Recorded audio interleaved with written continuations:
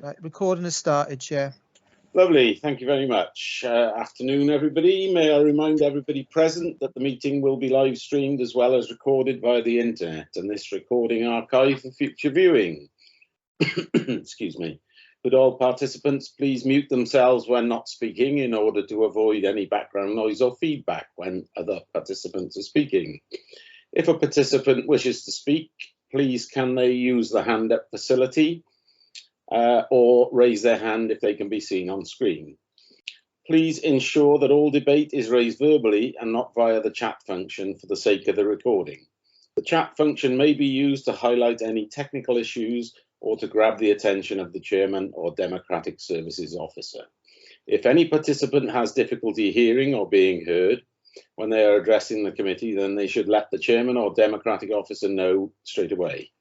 If they have a webcam, they should try turning this off, as this may help with broadband or Wi-Fi bandwidth, so at least they can be heard clearly.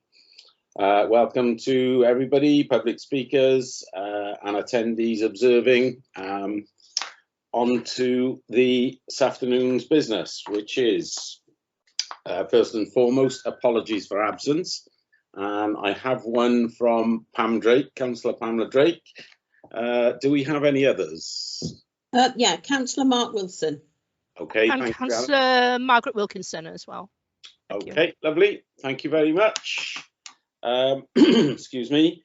Are you all happy with the minutes held on the 26th of January that I signed them as being true and correct? Yeah, move me note. Yeah, Chair, bear with me a second. Just a point raised by Councillor Cave about an amendment to be made on her declaration of interest at the meeting on the 26th. I'm in consultation with the Principal Democratic Services Officer on it. If committee and yourself are happy to approve them, subject to making an amendment to the reasons behind the declaration of interest. Yes, I'm sure that the committee will be, and I'm sure that I will get sight of them before I sign them and send them off. So with committee's backing, we will give you that assurance. Okay. Okay, so moves us on to agenda 3, which is to receive declarations of interest. Do we have any? I've got one, Chair. Yes, Stuart. On application 2021/00409 FUL. Yeah. I'm related to the applicant, and I will withdraw from the meeting when that comes on. Thank you, Stuart. And then obviously we'll wait for you. Then we'll get Mark or somebody to give you a shout to say come back and Okay. Bring you Thank in. you. Thank you, Stuart. Any other declarations of interest? No. Okay, Grant. That moves us on then to the Planning Subcommittee Public Rights of Way for noting on the 13th of January 2022. Happy we note? Happy with moving note, although I wasn't there, so I assume they're accurate. Yes. Happy we note. Yeah, thank you very much. Okay, so agenda 5 is noting of building regulation applications. Move we note, Chair. Good, thank you. Agenda 6 is planning applications under delegated. I'd move we note that, Chair. Thank you very much. Agenda 7 is the appeals, and I think Ian wants to just highlight a couple of the decisions there. Thank you, Ian. Over to you. Thanks, Chair. Just before coming to the decisions, there's just probably one in the list of new appeals received, which may be of interest to members. It's for the refusal of permission for the extension number 3 of the White House, which was an application that came before committee a few months ago. So just to let members know, there's an appeal in for that. So we'll report the verdict of that one as soon as we get it. And then just in terms of the appeal decisions, the one there was for the outbuilding at Closter Whelan in Barry Island, which members refused and granted authorisation for action, and that appeal was dismissed. So the inspector agreed with us that it was harmful to the character of the area. Further to that, the applicant we haven't served a notice yet. The applicant has offered to voluntarily take down the building and has confirmed he will do so by the 31st of March. So we'll monitor that, and if that doesn't take place, we then got authorization to serve the notice. But as it stands, we're anticipating him removing that without the need to do that. And the second one is the refusal of permission and the enforcement authorization for the fence at Tin and Wine in Newton. And again, the appeal was dismissed. The planning inspector agreed that the fence was harmful to the character of the countryside. So that appeal was dismissed, and we'll be following that up, and we'll be serving a notice if if it's not removed voluntarily. Lovely. Sorry, I think there's notice being served, doesn't it? It was an appeal against the enforcement notice. It was unsuccessful. So if that's not complied with, that would be a prosecution matter. But now the time periods in the enforcement notice will kick in. Lovely. Thank you, Ian. Thanks. Okay. Sorry, Chair. I think Councillor Charles has raised a hand. I think she intends to speak on a matter further down on enforcement. Councillor, correct me if I'm wrong, Mark, but as Councillor Charles is not a member of the planning committee, I don't think she can come in until it's her allotted time to speak. Am I right on that? Yeah, that's correct, Chair. I assure you, I will come to you where you want to speak. Thank you. I just wanted to alert you to the fact that I was here and I did want to speak later on. I will get to you. Thank you. So that is the appeals. Agenda 8. I move we note the appeals in light of the report from Ian. Absolutely. Thank you very much, Ben. If we're all happy with that, we'll move on to Agenda 8, which is trees and delegated and delegated list. I'd move we note that as well, Chair. Super. Thank you. Agenda 9 is enforcement, and Ian is going to run through this, and then as we heard, Councillor Janice Charles is going to speak afterwards. But Ian, if you can run us through this one, please. Yes, thank you, Chair. If it's okay with members, I'll share the screen so we get the report up, just because there's some photographs and things in it which are probably useful to see whilst I speak. The members clear, like they can see my screen now. Yeah, it's come up, Ian. Great. Okay, so this enforcement action relates to land and buildings at 49 Pontypridd Road in Barry. I'll just briefly run through a bit of background first. Previously, we've had an application for a lawful development certificate at this site for a dormer extension and a single-storey rear extension. Subsequently, the development as constructed was different to the development which was deemed to be permitted development through the lawful development certificate process, and the single-storey extension was built slightly larger, and the dormer extension was also built larger. We had a complaint from a neighbouring property, so officers have investigated that and found those structures to be larger than what can be erected without permission.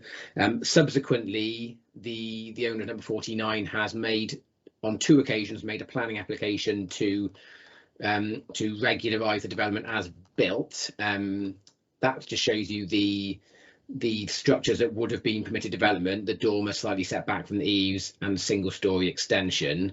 That's the photograph of the property here as was pre-extension. This is the neighbouring property. These photographs here show the development part through construction. The dormer was built larger. Rather than being set back from the eaves, it came out pretty much to the back of the original house, back to the wall plate, and the single-storey extension was longer. We have received on 2 occasions planning applications to regularise the structures as built, but those have both been withdrawn before a decision could be taken on them. So we're still left in the situation where we have unauthorised development. A third application has been made very recently and is in the process of being validated. And irrespective of what happens tonight, that will be assessed on its own merits. What happens tonight doesn't prejudice the subsequent assessment and consideration of that application. So the main issues to consider here are the impact on the neighbouring property, principally overlooking. So the dormer extension has doors on the back of it, and they give access out to quite a large roof terrace. Just trying to find the photo that shows this. Here we go. So the doors on the roof of the back of the dormer give access to a terrace which has direct unobstructed views of the neighbouring property. Officers are of the view that the level of overlooking from that terrace is excessive and is harmful to the living conditions of the neighbouring property. There's also a patio at ground floor level which, if unscreened, also offers views of the neighbouring property. So the purpose of this report is to seek authorisation for enforcement action to either set the dormer back to a position where it would be permitted development, or construct a set of railings, I guess sort of a Juliet guardrail across the front. I'm just going to unshare here, and I'll share again if members want to see anything. But so either to set the dormer back so it will be permitted development, or put a guardrail across the dormer to prevent access out onto the terrace. Also, the permanent cessation of the use of the roof as a roof terrace, and then either lowering the ground floor patio back to its original height, or erecting a screen so that views from the patio are prohibited. Now, the enforcement action doesn't cover everything that's been built. Officers are of the view that the single-storey extension, whilst larger than permitted development, is of a size which is still acceptable in planning terms and doesn't have a significantly different impact to what a permitted development structure would have had. There's also an outbuilding at the rear of the garden that hasn't been regularised by any application. Again, officers are of the view that that outbuilding is in itself acceptable in planning terms. Regarding the dormer, an issue to consider is whether the kind of the pattern of openings and the doorways in the dormer extension are acceptable. Now, it's our view that whilst the dormer is approximately 20 to 30 centimetres further forward than what will be permitted, the level of overlooking from inside the dormer is not materially different to the level of overlooking that would result from a permitted development dormer. So that's why the recommendation doesn't require removal of windows or changing doors to windows, because we're of the view that that then takes it beyond what would be the impacts of a permitted structure. So that's why the request for action relates to principally preventing access to the roof. That's probably a summary of all the relevant issues. I should just say there's one matter arising on here as well, which is from the agent representing the owner of number 49, and that makes various points. It raises concern with some points in the report, which members will see the matters arising response seeks to deal with those one by one. I won't go through them one by one, but if any member has particular desire to discuss any of those, let me know and I'll go into a bit more detail. Thank you, Ian. Okay, so it's Janice now to speak. Janice, you have 3 minutes from when you start, and I'll hand over to you.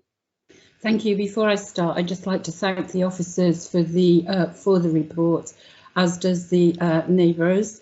Unfortunately, she couldn't be here today due to other family commitments, but she's asked me to read this report out in her stead. So I'll start now. Doors instead of windows are, in her opinion, inappropriate, and they should have the windows as approved in a lawful development application. These doors take away a huge amount of privacy for my father, who lives in the annex, and our amenity space. It makes no sense to frost a side or roof window to respect privacy of neighbours and not treat two large double doors that directly invade someone's privacy in the same manner. The annex for my father was built before the neighbours started the extension, and they have complete disregard for his privacy. The slight difference referred to by planning are huge to us and have led to damage of our property and a legal dispute. We have been fighting this battle for over a year now, and it seems the neighbours have a total lack of respect for the planning procedure and the law, and clearly failed to cooperate with the council on many occasions. We have been victims of harassment and intimidation by the neighbours, including father, who is representing the neighbours as their planning agent, surveyor and legal advisor. We have a diary of incidents which have also been reported to the police and required police intervention. The main area of concern was when CCTV cameras were put up and directed only into our garden and kitchen area. We also have voice recordings of verbal abuse and video footage of them using their terrace as a means of intimidation. No aspect of the build has complied with legislation. They currently have no planning, no building regs and no party wall agreement PWA. No notice of PWA has ever been served to us in relation to their extension, and they have tied into our home, causing damage to multiple areas and committed 2 types of trespass. The whole family has suffered mentally due to their actions. We have 4 children, 2 teenage daughters, who feel uncomfortable in the garden due to the case of overlooking, and we all worry about the ability to be comfortable during the summer months and enjoy family time. Their whole build is overbearing and intrusive. It certainly stands out in a very bold and invasive manner in relation to design of other houses in the area. Unfortunately, also has a negative impact on the value of our property financially, as it is now less appealing to a buyer, and due to the lack of PWA documents, we will always have issues in selling our home. Rules are in place for a reason and should be followed. If this happened, then we would not be in the situation we are in today. We know the report is already complete, and we don't suppose our opinion on things will make any difference, but we would like the committee to understand what we have been through and still going through as a family. Thank you all for your time today. So thank you, and I urge the committee to agree with the officer's recommendation. Thank you. Thank you very much. Very good timekeeping. If I could ask you now to mute and turn your camera off, I will. First and foremost, I need to ask, is there any points of clarification before you go? No, don't see any hands up. Don't see any hands up on the facility. Okay, thank you, Janice. We will now open the floor if anybody has any questions of Ian on this. Councillor Gray. I would move officer recommendations as laid out by Ian. I appreciate what he says in respect of the limits for permitted development and the effects of the enforcement action as far as they go, and I think that's proportionate, so I'm happy to move those. Thank you, and I'm more than happy to second. I think Andrew's just going to come in and do that as well. Happy to second as well, yeah. Yes. Has anybody else got any questions, further questions before we take a vote on this? Don't see any. Okay. What I will ask then to see if we have a consensus or not is everybody happy? If you're unhappy with going with the officer's recommendation, please show by a hand up or waving wildly at the screen at me.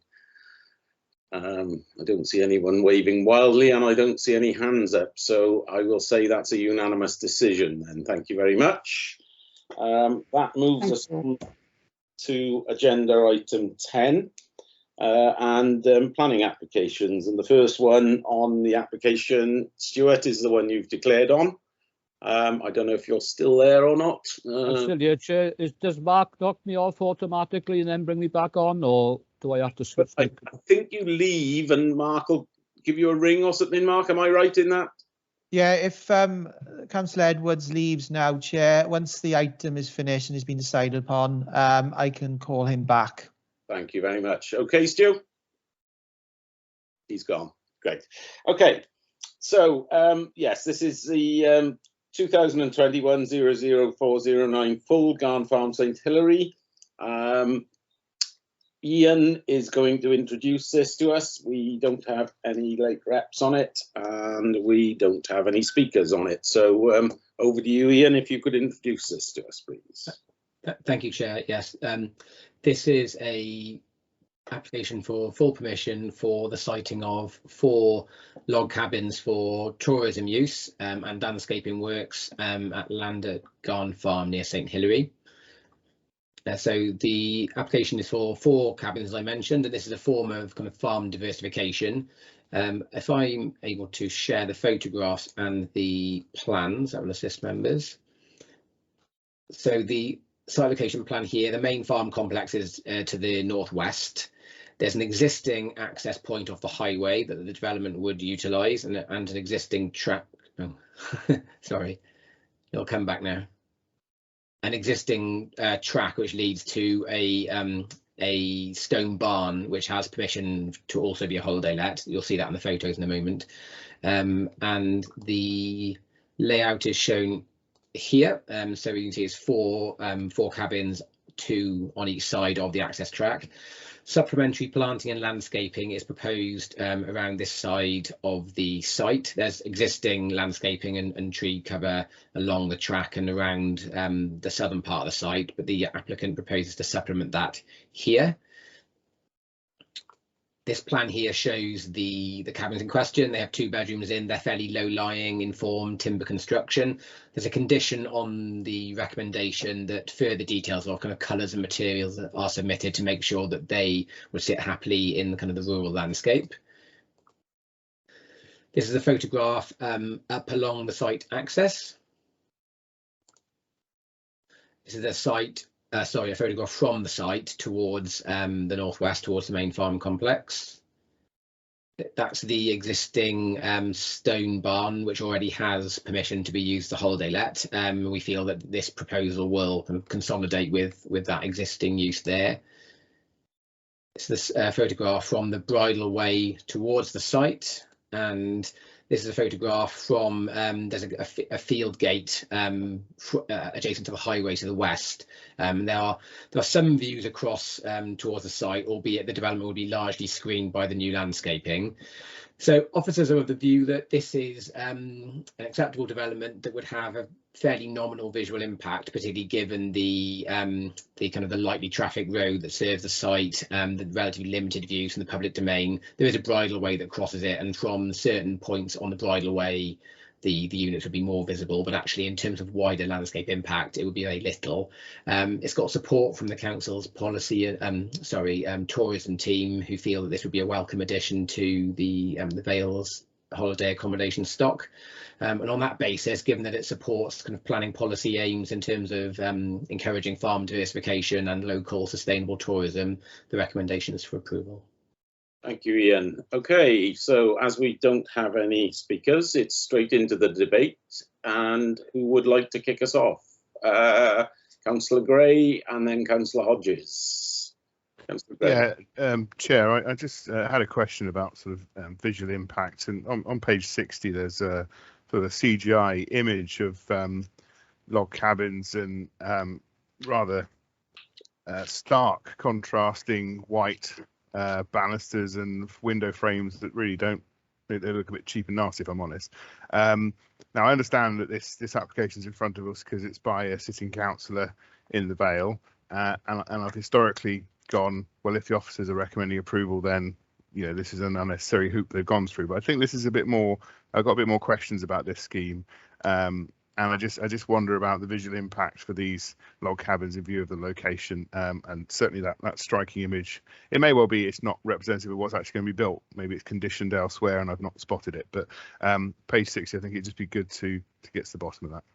Yeah, I'm sure Ian will give you some reassurance now that we do have conditions in there. But Ian, would you like to answer that? Yeah, sure thing. There's a condition on the consent for this very reason. I agree with Councillor Gray. I think the image depicted on that page is not the finished article that would sit very happily in a kind of rural scene. So there's a condition that says, notwithstanding the submitted plans, a schedule of materials and colours to be used in the construction of the development shall be submitted and approved by the LPA prior to the construction or siting of any of the lodges, and then the development shall be completed in accordance with that. I think fundamentally they are simple timber structures, low-lying in form and subject to being finished in appropriate materials and colours. I'm personally happy that impact will be acceptable. I would agree with Councillor Gray that if they were done in a way that emphasised the kind of ornate and domestic features on it, that would potentially be a problem. But given the control exerted by condition 10, we're happy that would be mitigated against. Thank you, Ian. Okay, Nick, over to you, and then after Nick we have Andrew Parker. Thank you, Chairman. It's a good report. It's got a lot of information in there. I've got absolutely no real issues with this at all. In fact, I'm glad to see that our policies allow farmers to diversify, especially when Brexit is actually ruining in all their businesses. So this has my support, Chairman.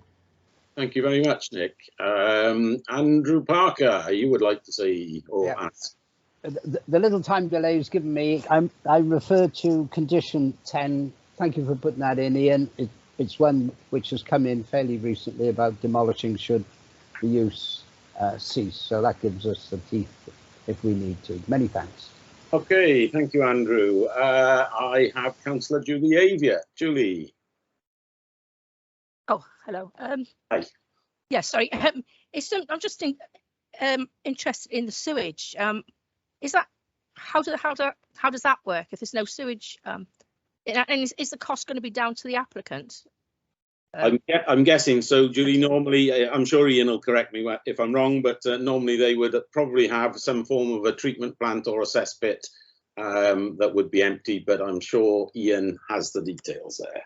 Yes, Councillor Avia, it's a private foul system, and there's a condition that requires detail of that, so we can see what the detail is to make sure it's adequate. But yes, it would be dealt with in the kind of way that the chair suggests. Thank you very much. Thank you. Thank you. Okay, Councillor Gray. Yeah, in view of the reassurance and highlighting the condition, I'm happy to move officer's recommendation. Okay, thank you. I'm happy to second that. So we'll try again for consensus and see if we can get it. It has been moved to go with officer's recommendation. I have seconded it. If anybody is not happy going with officer's recommendation, please show now by any means, really. I'm not seeing any hands up. I'm not seeing anybody waving, and I'm not hearing anybody shouting. So we can say that that application goes along with a unanimous decision. Thank you all. Okay, so Chair, bear with me. I'm going to obviously bring in Councillor Edwards now. Okay. Just going to say let's try and get Stuart back now.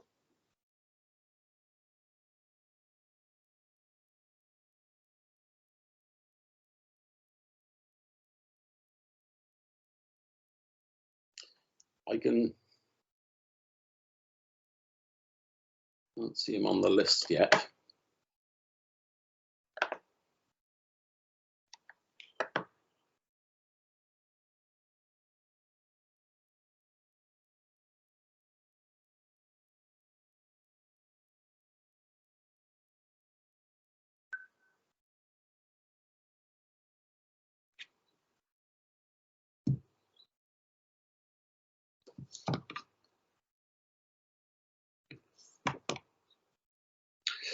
This is something that we could do with improving on in the facilities. We could do with a kind of a hold button or something that if you've declared an interest that you could, our officers could put you on hold or something rather than having to have a phone call or something for our IT guys to ponder.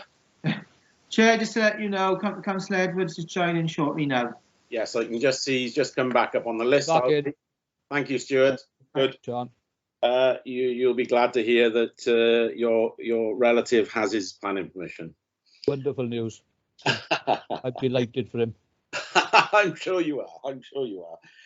Okay, that leads us on then to application 2021-01537 Reg 3, Cowbridge Comprehensive School. Now, Steve Butler is going to run through this for us, and we do have a speaker then, Nathan Slater, who is the applicant, or speaking on behalf of the applicants, the Vale of Glamorgan.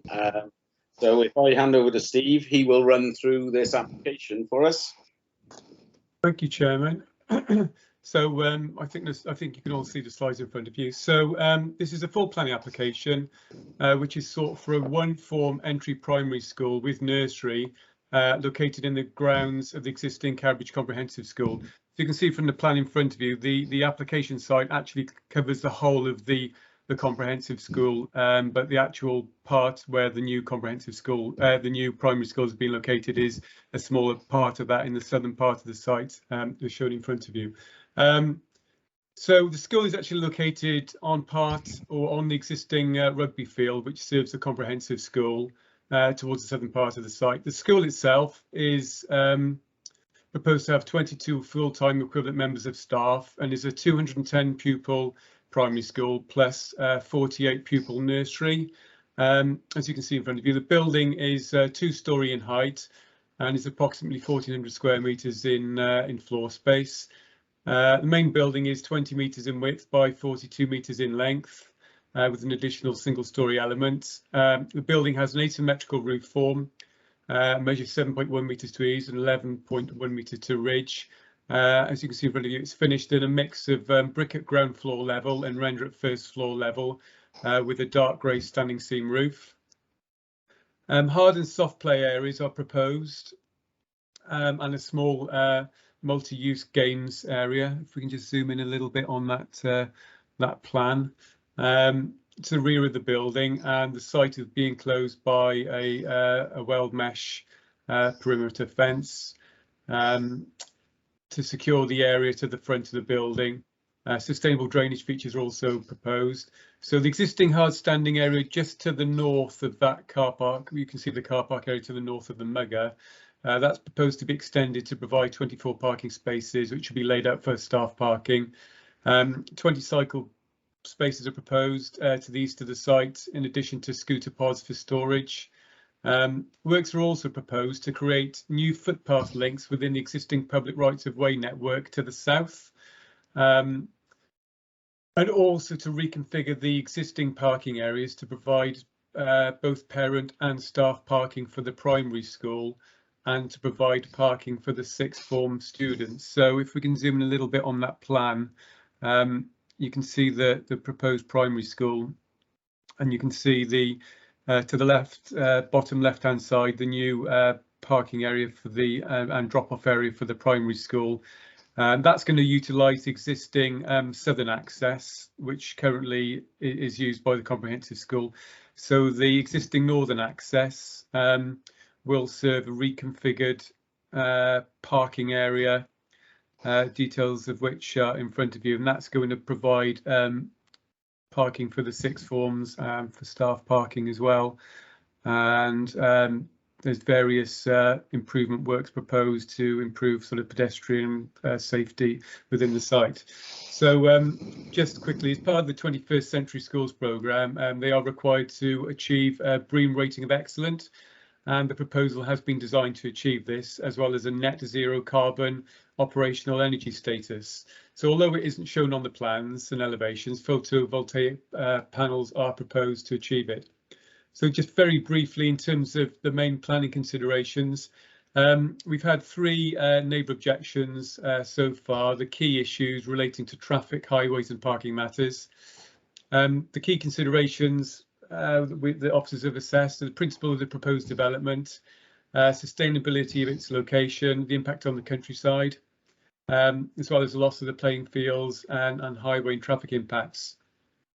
So just briefly, whilst the site is outside the settlement boundary, it obviously falls within the existing operational area of the comprehensive school. It is considered accessible by active travel modes from the district centre, and is located on the existing secondary school site. The proposed primary school will benefit from the existing school infrastructure that's in place, and as such it's considered a sustainable location for the development in accordance with policy MD1. Again, in terms of the scale and massing of the building, again it very much picks up and replicates the existing relatively modern buildings which are on the site, and will be certainly viewed as part of the group of those buildings. The site is within a special landscape area, but say for the reasons set out in the report, we don't consider that it would have an unacceptable impact on the SLA. Another one of the key issues that we've looked at is, as the development is going to be on the existing rugby field, we have to consider the loss of that open space and that sports provision. So the council's open space background paper does identify an over provision within the Cowbridge ward of 4.92 hectares of outdoor sport. and using the field interest guidelines, which require 1.6 hectares per 1,000 head of population. So whilst there is a loss by building on the playing field, it's considered to accord with a third exception listed in Planning Policy Wales, namely that there is an excess of such provision in the area, and the loss of the rugby field and the proposed play space within a primary school is considered acceptable in accordance with Planning Policy Wales and Policy MD2. Just finally, in terms of some of the principal concerns from the public, which is highway and then traffic impacts. So the application has been supported by a transport assessment, which is a requirement. So the use of the southern access will reduce the potential conflicts that could arise with primary pupils being dropped off and picked up in the same area as the secondary pupils. Let's see, the photos in front of you show the existing primary school, the existing parking area, which will be used for the primary school staff parking.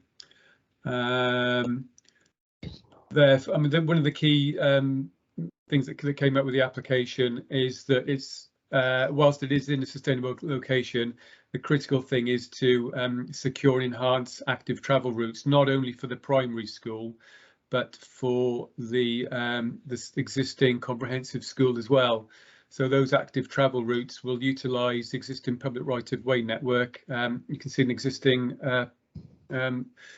tarmac route in front of you on the bottom photo. Now that links into the that's part of the public right-of-way, which runs under the flyover and then links to a network of public right-of-way, which finally links to the back of the town hall car park. So it's obviously, from our point of view, it's a safe off-road route that our highways team are looking to improve, regardless of this application. They're looking to enhance that, and part of those works would be to control the use of this existing access, which I believe is currently used for the cadet building and also for the allotment. So by way of a lockable gate or bollard, which will, as far as practically possible, limit any conflict between pedestrians and vehicles.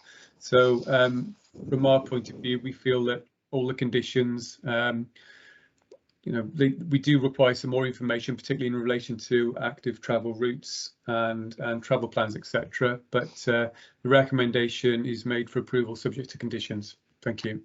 Thank you, Steve. I'll get the pun in now. A very comprehensive report. Okay, so as I said earlier, we have Nathan now, who is speaking on behalf of the applicants, the Vale of Glamorgan. Nathan, yes, he's just come on screen. I'm sure you know the drill. You have 3 minutes, and I'll hand over to you. 3 minutes from when you start. Well, thank you, and good afternoon all. What I'll aim to do is cover some of the key aspects raised regarding during the proposal. Some of these don't fall within the scope of the planning application, but provide relevant context to the development. So I'll start now. So first off is the school type. The inclusion of the primary school on the comprehensive site would result in the delivery of an all-through school model for education. The comprehensive school would then be providing for pupils ranging from the age of 3 to 19. There are existing examples of these models working in the Vale. They include Ysgol Bro Morgannwg and Llanthwyr Learning Community, and these are built up of various different buildings, including primary schools and secondary schools. Based on these examples, this all-through school model approach is considered to deliver a consistent vision through the education phases, share professional learning in the learning community, reduction in disruption to pupils moving through the learning structures, and efficiencies of a single site rather than a co-location. In terms of catchment, the catchment area for the primary phase of the school would mirror the existing catchment area for Ebont Fine Primary School. This would cover Cowbridge, Llamblethlin, Aberthin and Ystrad Owen as the main settlements. This would aim to provide parents with a choice and would avoid dividing Cowbridge into two separate catchment areas. In terms of the need for the school, the increased capacity is required to meet the needs of the growing population within the catchment area. And this relates mainly to new housing developments in Cowbridge, which accounts for approximately 646 new dwellings allocated under the current LDP. And there's also 85 remaining in Ystrad Owen as well. Should all these developments go ahead, it is projected that the existing Ebont Fine would have a shortfall of 119 places by 2024, hence the need to focus on the English medium primary school places in Cowbridge. In terms of the location, we went for a two-phase approach, one to provide English medium primary in a first phase, and the second phase is to provide Welsh medium primary education. This proposal relates to phase one, and we looked at 3 different options in how to deliver this, which included redeveloping the existing Ebont Fine Primary School, the proposed education site, which is being provided as part of the Darren Farm allocation, and the Cowbridge Comprehensive School site. In terms of Ebont Fine, to meet the demand for the education places, we'd be looking for a 420 place school on that site. And there are a couple of constraints on that site in terms of change of levels and flood zone location. In terms of Darren Farm, the Section 106 agreement for the site means that we don't currently own that land. Sorry, Chair. Yeah. Sorry, Nathan. The 3 minutes are up. Sorry, Nathan. That's fine. Same rules for everybody. Thank you very much, Nathan. Just hang on a sec while I ask members, do they have any points of clarification? Anything they need Nathan to clear up for them? I don't see any hands coming up. Okay, thank you, Nathan. Neil Thomas, is that a clarification point? Yes, it is. Thanks, Chair. It actually refers to Nathan's last point, which he didn't have time to finish, and that's about ownership of the land. Perhaps he could clarify on that, please. Sure, he will. Yeah, so that relates to the ownership of the Darren farmland. The Section 106 agreement links that to the occupation of, I believe it's 150 dwellings on that site. Obviously, the need for the school site is considered immediate, so we're looking to develop a site that we can access immediately. That's why we're looking at the Cowbridge Comprehensive School site, because it's within our ownership. Thank you very much. Okay, thank you. No more points of clarification. Lovely, thank you, Nathan. We will get on with our debate. Yes, Councillor Andrew Parker as the local member. Thank you, Chair. Yes, I mean, a very, very comprehensive report, as Ben said, thoroughly supported. The most important thing, quite clearly, is the traffic management problems that have exacerbated over the last few years. Certainly, this application will address to a greater extent those, and that's the important thing about it. Just a small technical point for Steve and maybe Helen. The plan with the first plan you showed was the large scale of the school, which actually said site location, and then the next plan actually says application site. I'm sure that the application covers the whole of the red line of the thing, but it's just to be a bit pedantic, as you know, sometimes I are. And I would move officer's recommendation as well at the appropriate time. Many thanks. Andrew, I will ask Steve to see if he wants to make comment on that. Yeah, I've got that plan in front of me. I do take Andrew's point that the second plan does show a red line around just the primary school, which, I mean, normally, you know, red lines have to, on 2 different plans, have to reflect one another. So I would agree.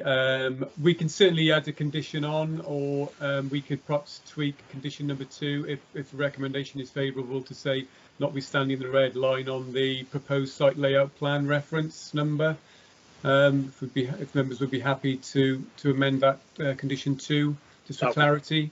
That would be really helpful, Steve, if we could do that, and I'll ask when we ask for the vote, I'll make that. Yeah, I just want to make sure, obviously, that the car parking and the buildings go ahead. We all know they will, but being pedantic, it just tidies up that little minor loose end, maybe, which could come back and bite us. Thank you, Andrew. Right, I have Councillor Neil Thomas next. Thank you, Chair. Yeah, it's a question really on what something Stephen said earlier. First of all, I'd like to second officer recommendations and Yep. thank him for his really good report. It's just a bit where you talked about the public right of way going from the proposed new school to the car park in town. Can you give me some idea how roughly how sort of the distance is involved on that? I mean, is it a I haven't got an exact distance. I measured lots of other roughly is fine. Half a K. Yeah, I mean, it's not far at all. I mean, it's a short dog. I can show you a plan quickly. I think I'll help give you a little bit of a. You'd walk it in 5 minutes, Neil. Yeah, that's kind of what I was asking. It's if we're talking about sustainable transport and sustainable movement, then a short distance for kids is perfectly acceptable. Yeah, sorry, if members can see this plan here. So it's once you go into the flyover, you walk at the back of Millfield Drive, then at the back, and then really before you know it, you're at the back end of the town hall car park. So you know that's a real shortcut right into the centre of of Cowbridge. You know, it's minutes walk. And it is well used currently. I see. That's really quite heartening. Thank you. I see children, you know, if you're there at the time of day, you see children coming in. I'll come back to you, Andrew, because Helen wants to come in now. Helen? Yeah, sorry, I was just going to say that referenced in the report. Once the new pathway is in, it will be 610 metres. Not a bad guess, was it? No. Thank you, Helen. Right, Andrew, you wanted to come back in. Yeah, by happy coincidence, so this is for Neil, there was a meeting at 3 o'clock where Arabs gave us a broad proposal of what they would do. The big problem in Cowbridge is that the little area immediately to the south where the cars park causes a lot of problems. That's going to be removed, and the whole of the car park, the whole of the area underneath the flyover will be tidied up. And one of the recommendations is that it's lit, because it's not lit at the moment, and that will remove a problem that we've had for a long time of antisocial behaviour, basically. It's not part of this thing, but it's just to give you the comfort that you know it's actively under consideration. Yeah, and that would improve safety and security as well as that, Andrew. Thank you. That's great. Anybody else want to say it or ask before we have a vote? Because we have had it moved and seconded. Okay, so I will ask you and see if we can go for consensus again. It was moved and seconded with a slight amendment to the condition that Steve mentioned earlier. That we go with officer's recommendation. Is anybody not happy going with officer's recommendation on this? Don't see anybody waving, kicking or screaming. I think this is the first time since we've done online ones I haven't had to take a vote sheet. Thank you all very much. That clearly passes unanimously. Now then, just before you go, one little thing I meant to do when we started, but it slipped my mind, is Ian. As you all know, Vic left us last week and created an opening for operational manager. Ian has been awarded the job, so I'd like to congratulate him. I'll be watching him for grey hairs, because I'm sure it's not an easy job.